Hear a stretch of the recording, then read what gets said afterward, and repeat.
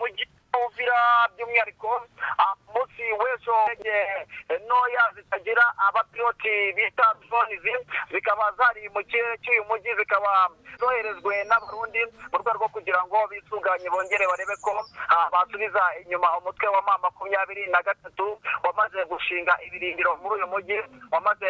gukora byinshi muri uyu mujyi bigiye bitandukanye birimo kongera gushyira hamwe ndetse no kongera gutuza abaturage, kongera gushyiraho ubundi buryo bushya bw'imiyoborere. Abarundi rero barashishije drone, aho ibyo kandi bitahagije bongeye kurashisha n'imbunda ziremereye zirasa amasasu mu birometero byinshi. Muri Minembwe kandi bongeye kurwana barasanye, aho umutwe wa M23 wongeye kwigarura tumwe mu duce tugiye dutandukanye. Ibyo kandi muri Warikare mu Mbabarire naho habereye imirwano, by'umwihariko ni imirwano yaguyemo benshi, ni imirwano by'umwihariko ku mpande zombi bapfishije abantu benshi, ariko by'umwihariko ingabo z'abarundi zikaba zongeye kurasa noneho mu bundi buryo bushya, aho zarasaga zigizayo umutwe wa M23 aha muri Warikare. Ibindi kandi nuko mu mujyi wa Goma harimo harakorwa na gita ni operation zigiye zitandukanye, harimo harakorwa imikwabu karabutaka, imikwabu ije. Umuvugizi w'igisirikare cya Congo FARDC Sylvain Ikenge wavuze amagambo ateye ubwoba ndetse kandi amagambo yashenguye benshi cyane mu bumvishe. Ano magambo yatangajwe n'uno mugabo Sylvain Ikenge. Ni Sylvain Ikenge rero watangaje bino bintu nyuma y'uko n'ubundi ibibazo ku butaka bwa Congo bikomeje kugenda byiyongera. Yagize ati nagahugu gatoya kamaze igihe karatujengereje, igihe kirageze ngo abasirikare ba FARDC by'umwihariko urubyiruko rwo ku butaka bwa Congo rwambarire urugamba ndetse kandi ruhangane na buri muntu wese ukomeje kugenda aduteza ibibazo, ariko cyane cyane nagahugu gatoya. Ubwo birumvikana yuko ku ruhande rwa Sylvain Ikenge yakomozaga ku ruhande rw'igihugu cy'u Rwanda, ariko nanone hari yandi magambo adasanzwe uyu muvugizi w'igisirikare cya Congo FARDC Sylvain Ikenge yagarutseho cyane, akomoza ku ruhande ngo rw'abaturage bakomoka mu bwoko bw'abatutsi. Avuga yuko ngo ari ikibazo ku ruhande rwa Congo ndetse kandi avuga yuko ngo atari n'abaturage bo ku butaka bwa Congo. Ibi rero byongeye gusubiza rudubi n'ubundi ibikomeje kugenda bigaragara, by'umwihariko ibiganiro bikomeje kuba hagati ya leta Kinshasa ndetse kandi n'ikitwa AFC M23. Ni byinshi rero biri kugenda bigaragara kandi ni byinshi bikomeje kugenda bivugwa dukurikije uburyo ki situation ihagaze. Ibintu byongeye kuzamba ndetse kandi ibintu byongeye gudisura. Ni mu gihe kandi uwitwa Minisitiri ubanye n'amahanga Maxime Prevot w'igihugu cy'Ububiligi yamaganiye kure cyane amagambo yatangajwe n'umuvugizi mukuru w'igisi igisirikare cya Congo ari we Sylvain Ikenge. Bibaye kandi nyuma yuko igihugu cy'Ububiligi cyo cyakomeje no kugenda gishinzwa gufatanya n'igisirikare cya Congo FARDC ndetse kandi n'abandi bafatanya ibikorwa babo. Akavuga yuko abasirikare benshi b'Ababiligi bari hariya mu gihugu cy'u Burundi bafitemo n'uruhare rukomeye cyane muri zino ndege z'amahelicopters Sukhoi 25. Aya madrone ya CH4 yoherezwa mu bice byinshi bitandukanye, bivuga yuko abasirikare b'igihugu cy'Ububiligi baba babifitemo uruhare mu koreza izi ndege ku mirongo imbere ku rugamba.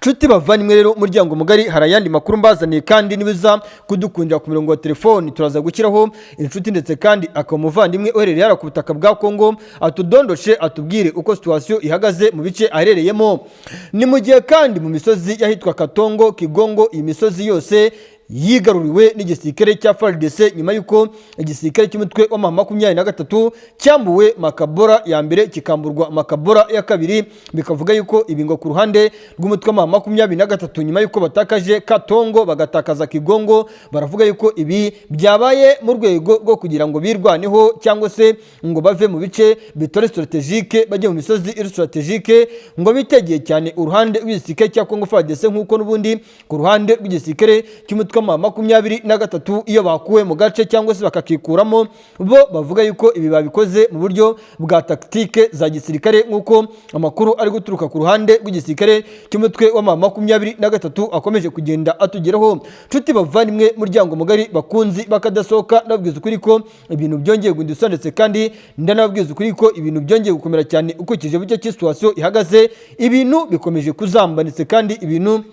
bikomeje no kugenda bihindura isura ukurikije uburyo ki situation ihagaze. Urugamba ntabwo ribuze kurondetse kandi urugamba ruribuze gukomera cyane mu buryo budasanzwe kandi budasubirwaho ukurikije uburyo ki situation ihagaze. Ibintu ntabwo byoroshye ndetse kandi ibintu bikomeje kuzamuka kandi ibintu bikomeje kugenda bihindura isura uko umunsi ugenda uzaza undi, niko benshi bari kwibaza bati rero ibi bintu biraza kurangira gute k'intambara ku butaka bwa Kongo hagati y'umutwe wa M23 ndetse kandi n'uruhande rw'igisirikare cya Kongo FARDC bikomeje guhinduka ndetse kandi bikomeje no kugenda bizambazamba uko umunsi ugenda uza haza undi. Nshuti bavandimwe muryango mugari bakunzi bakadasohoka, ndabwiza ukuri ko intambara ku butaka bwa Kongo hagati y'umutwe wa M23 ndetse kandi n'uruhande rw'igisirikare cya Kongo FARDC ikomeje kugenda ihindura isura.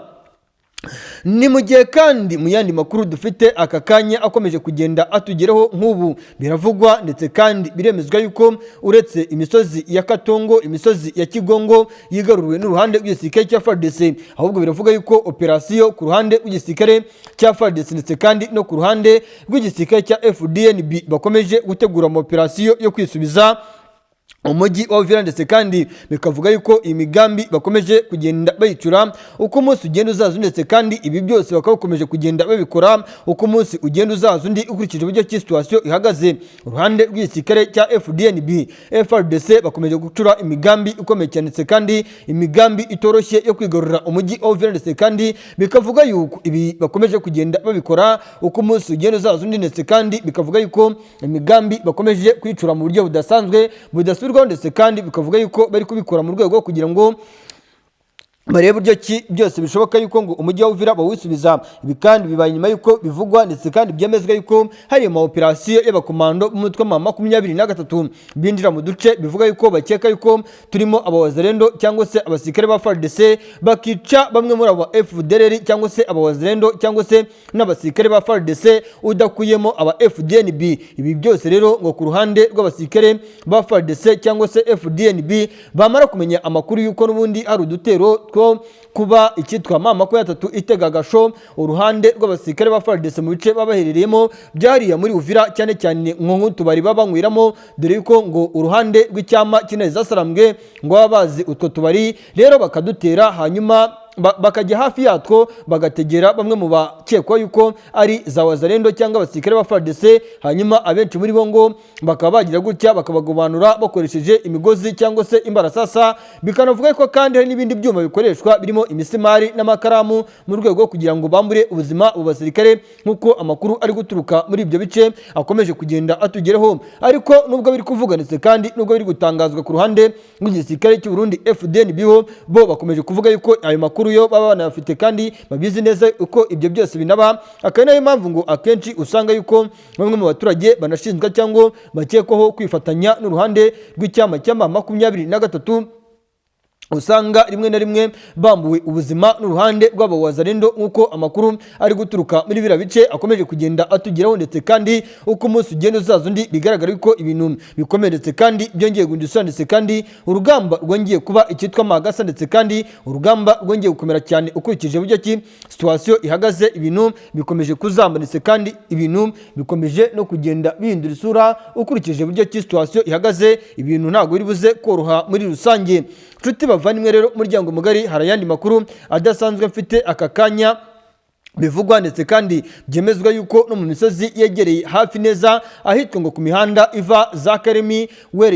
imihanda iva za Fizi yerekeza za Karemi, biravuga yuko ngo hari imodoka zigera kuri 6 zahagaragaye bikekwa yuko ari zo ku ruhande rw'igisirikare cya M23, ariko bakavuga yuko ku ruhande rwa M23 nta bushobozi bafite bwo kuba bava muri Fizi ngo berekeze Karemi bitewe nuko imbaraga nyinshi FARDC yamaze kuzishyira muri Karemi. Ariko bakavuga yuko cyane ku bwumvikane bukeya buri hagati mu gisirikare cya Kongo FARDC ndetse kandi no ku ruhande rw'abafatanyubikorwa rwabo, ibintu binatuma cyane ku rugamba batsindwa bishobora kuba byanatuma umutwe wa M23 ushobora kohereza bamwe mu basirikare b'abakomando muri abice kugira ngo bacangacange FARDC bitewe nuko FARDC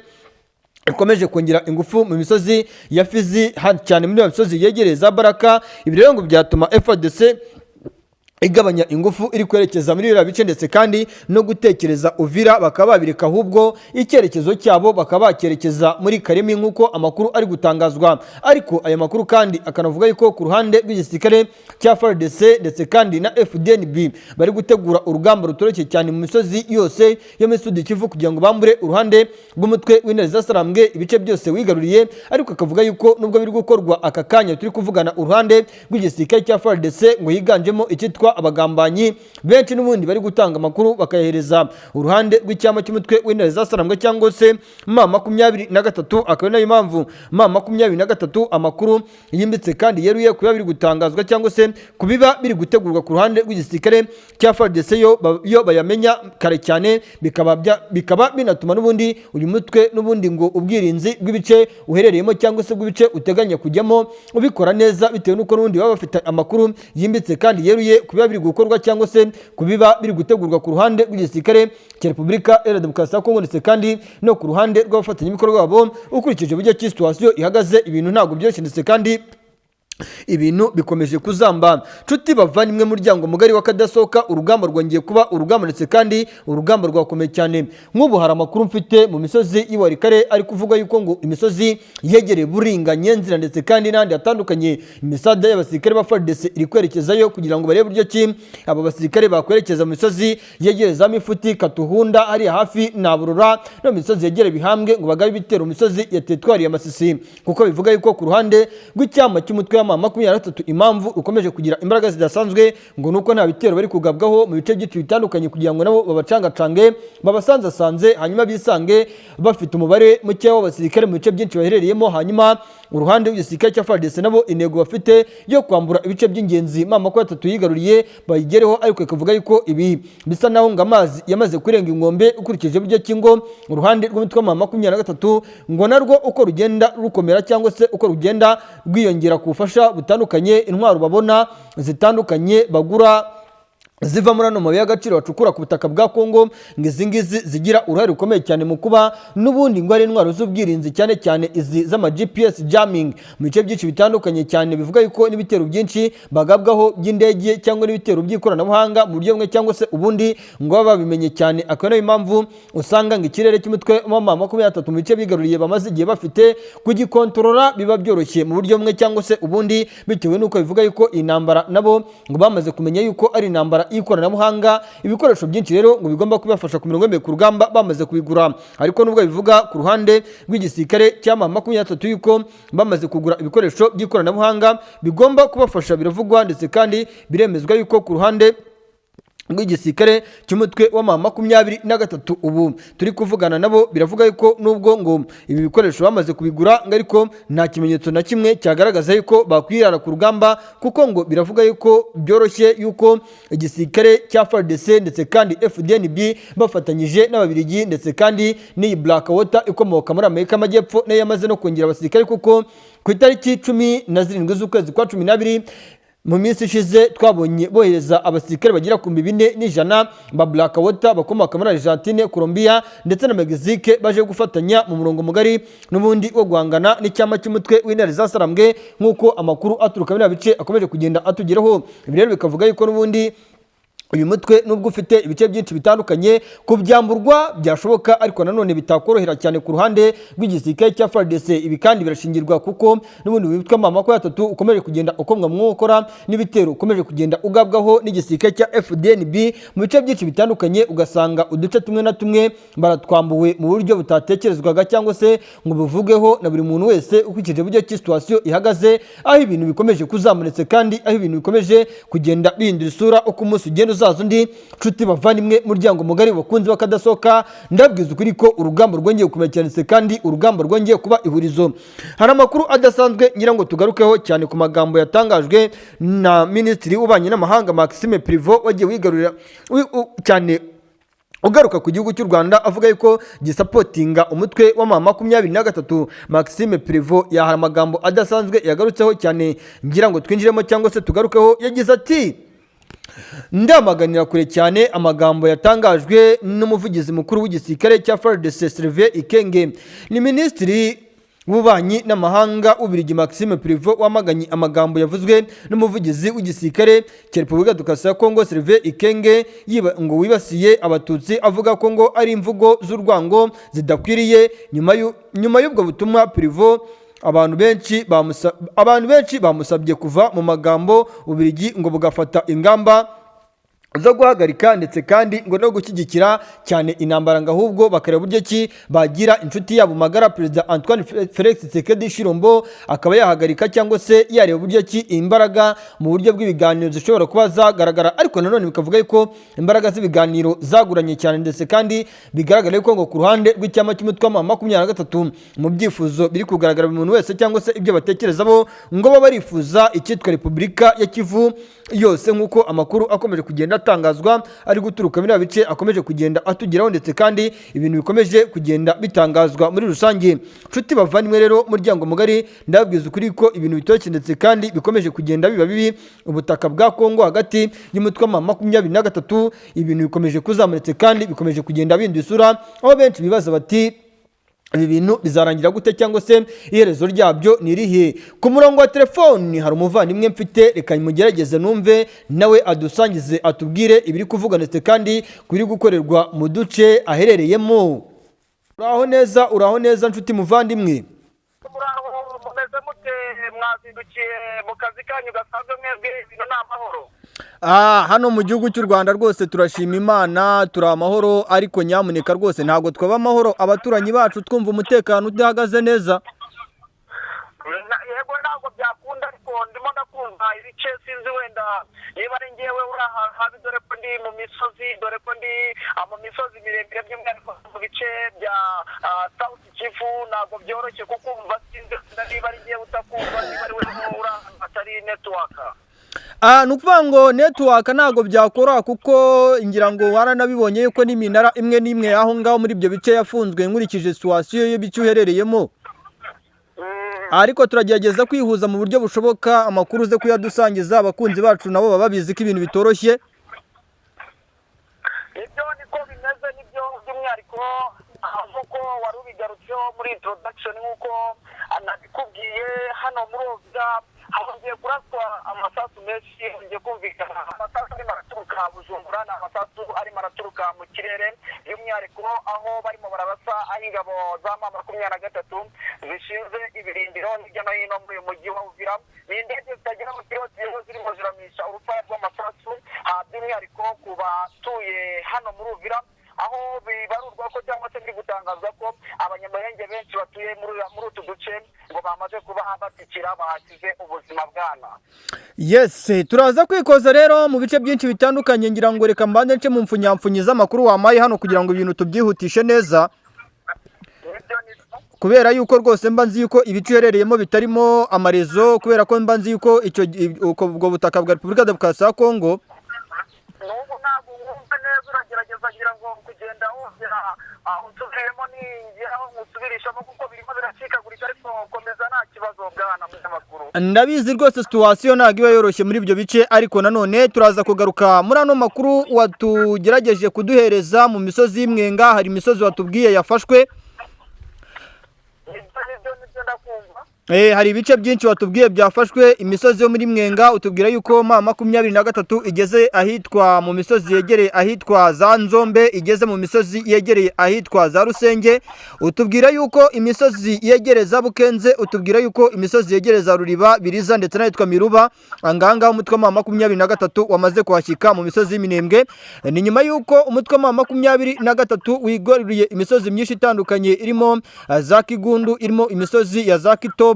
ndetse n'ibindi bice bitandukanye bigize icyitwa umujyi wa Mwenga, nk'uko amakuru akomeje kugenda atugeraho. Si gusa kandi watubwiye yuko mu mujyi wa Uvira nk'uko wabigurutseho umutekano ukomeje kugenda uba mukeya ku ruhande rw'igisirikare cya Repubulika Iharanira Demokarasi ya Kongo, ndetse kandi no ku ruhande rw'abafatanyabikorwa babo bakomeje kugaba ibitero uko umunsi ugenda uzaza undi, cyane ni ku ruhande rw'igisirikare cy'u Burundi kivuga yuko cyo kitazemera guhara umujyi wa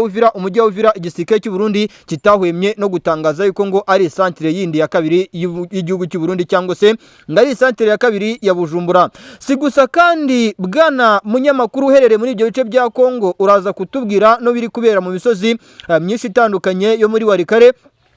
watubwiye yuko icyitwa Pinga haburaho ibirometero bikeya kugira ngo umutwe wa 23 winjiremo, uraza kutubwira uko situation ihagaze. Ayandi makuru adasanzwe turi buze kugeza ku bakunzi bacu, turagaruka mu misozi y'Irubero tubabwire uko situation ihagaze ku muhanda Rubero Musenene. Bivuga yuko uruhande rw'igisirikare cy'u Burundi ndetse kandi n'igisirikare cya FARDC bongeye kudeployinga abasirikare benshi cyane nyuma yo kwisuranamo ku ruhande rw'igisirikare cya FARDC mu masaha mu gitondo mu bice byahariya za Kabiyabo, nyuma yuko ngo ibi byatewe nuko icyitwa abarundi n'abasirikare ba FARDC basiganiraga kwinjira mu bice bya Rubero byegereye muri position zaho umutwe wa 23 herereye. Bwana munyamakuru, kandi turagaruka mu misozi myinshi itandukanye yahariya muri teritwari ya Rushuru, turagaruka hafi y'ikiyaga cya Edouard, tujye za Kinyambuhu, tujye Nyakakoma, tujye mu misozi ya Tongo, tujye mu kiwanja cya Rushuru tumenye uko situation ihagaze. Si gusa kandi turanyarukira muri teritwari ya Masisi, tujye mu misozi ya za Kimoka, bivuga yuko za FDLR zikomeje gufatirwa yo ku bwinshi.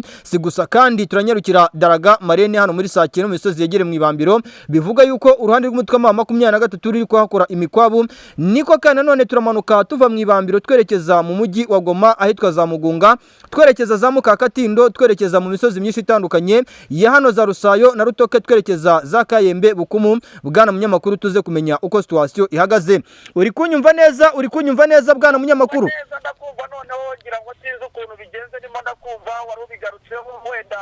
reka nihute mere hano muruvira kuko niho icyumweru gishize kamera zose zari zerekejwe z'isi, niko navuga, niho abakurikirana hafi bya politike bari niho isi yose yari hanze amaso. Gusa nayo nabigarutseho nkuko nawe bigarutseho muri introduction uhaye abadukurikiye, ntabwo bikomeje koroha kuko abarundi bongeye kwisuganya, abarundi bongeye kurasa, barashaka kongera gukora icyo bita nakwita nko kwigobotora umutwe wa 23 babinyujije mu bundi buryo bushya bwo gupanga intambara, harimo gukoresha zino ndege za drone zitagira abapiloti ziza zikamisha urufaya rw'amasasu, by'umwihariko nk'uko byabaye mu rukera rwo kuri iki cyumweru, nk'uko byabaye ku munsi w'ejo, mu rwego rwo kugira ngo bongere barebe ko basubizayo izi ngabo za 23 nazo zariye Karungu, zivuga ko zitagomba gutakaza kano gace karimo byinshi, karimo imitungo kamere, karimo ubuzima muri rusange, by'umwihariko dore ko n'abarundi nabo bavuga bati ntabwo turi bugatakaze, dore ko kafashaga umujyi wa Bujumbura mu birebana no kuba bahakura ibyibanze bifasha by'umwihariko ubuzima bwa buri munsi muri uyu mujyi wa Bujumbura. Abarundi rero bongeye kurasa, barimo barakoresha imbunda ndende, by'umwihariko zirasa amakungura, aho bari gukoresha n'indege ntoya zitagira abapiloti drone mu rwego rwo kugira ngo barebe ko bakongera kwisuganya, barebe ko bakongera gukora icyitwa imirwano mishya, ubundi buryo bushya bwo kurwana. Bwana, ndagira ngo rero udusangize bwana munyamakuru, utubwire mu nyuma yuko umujyi wa Uvira hakomeje kugenda haraswa n'uruhande rw'igisirikare cy'u Burundi, abacancuro batandukanye hakomeje kugenda haraswa n'uruhande rw'igisirikare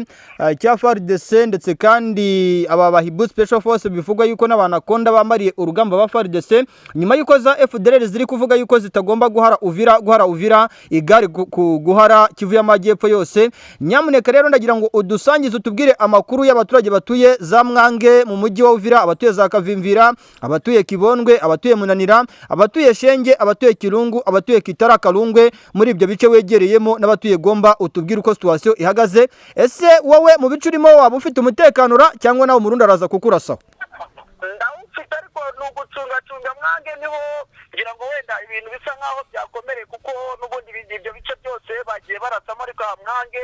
nakubwira ko ariho hapfuye abanyamurenge benshi, by'umwihariko batuye muri ibi bice, dore ko ibi bitero harimo harabarurwa by'umwihariko ab'intege nkeya, abadamu, abana bakaba bamaze kuba bitaba Imana bitewe n'ibi bitero. Ariko icyo nakubwira cyo ntabwo umutekano ari 100%, kuko ibi bitero birimo biragenda biza mu masaha agiye atandukanye kandi bisa n'ibitunguranye. Wari ubikomojeho kandi ku birebana n'abarwanyi ba wenda wa FARDC n'aba bacashuro ndetse n'indi mitwe yitwaje intwaro bafatanya, nakubwira ko bakiri hafi aho ngaho barekereje, barimo baragira ngo babe bakoresha ubwo buryo bwo gutera ayo mabombe bwo kurasisha izo drone kugira ngo bahite babiheraho batake 23. Bwana, ariko bwana munyamakuru, mu makuru mfite aka kanya ari kungeraho, uri kunyumva neza? Ndakumva biracika kuri ko ndagerageza kukumva cyane. ndagenda negere ruguru gato ku musozi ndebe ku gerageza rwose ariko witsimbe neza nyamuneka utaza kwitsimba ukitsimba ahantu hari umu FDLR cyangwa umurundi. ndacunga mba ndi maso bwana.